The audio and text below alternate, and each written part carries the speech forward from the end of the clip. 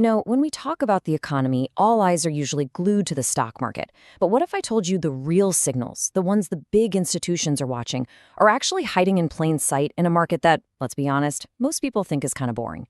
Today, we're diving into fixed income to decode the economy's most powerful, hidden messages. So let's just start with a huge question. Where do recessions really begin? Now, if you said the stock market, hey, that's what most people think. But here's the thing. By the time stocks start to panic, the first shockwaves have usually already hit somewhere else. The real answer, the one the pros are looking for, is buried deep in the bond market.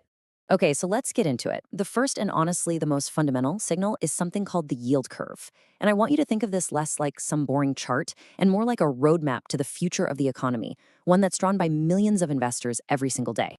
So what is it exactly? Well, the yield curve is just a graph. It plots the interest rate, or the yield, of government bonds against how long you have to hold them, from just a few months all the way out to 30 years. But here's what's so critical. That one single line captures the market's collective wisdom on where everything's headed, growth, inflation, even what the central bank is going to do next. So in a healthy, growing economy, you're going to see what's called a normal curve. It just slopes upward. And that makes total sense, right? Investors demand a higher interest rate for locking up their money for a longer period of time.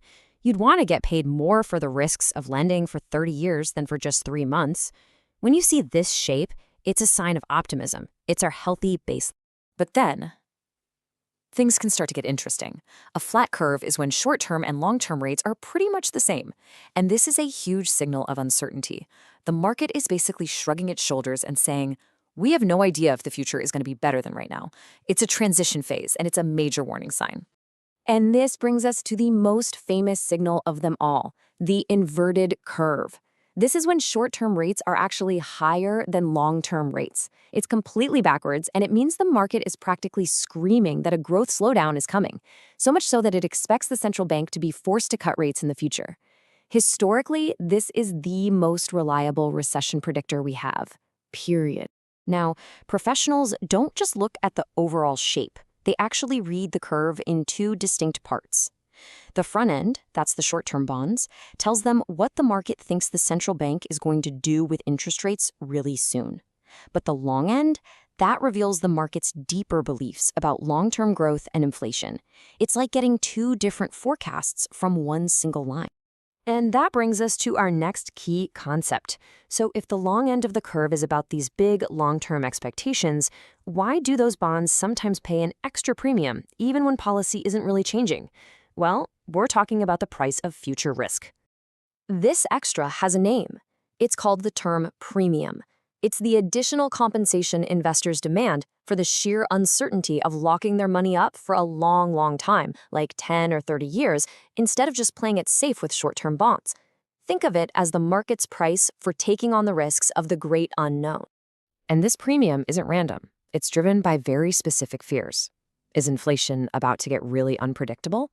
Is the government just issuing a mountain of new debt? Is the market just generally volatile and scary? Any of these can make investors demand a higher term premium, which pushes long-term rates up even if the central bank isn't doing a thing. Okay, so we know yields move around, but how much does a move actually impact a bond's price? To answer that, institutional investors have this incredibly powerful tool they use to measure rate sensitivity. And that tool is called duration.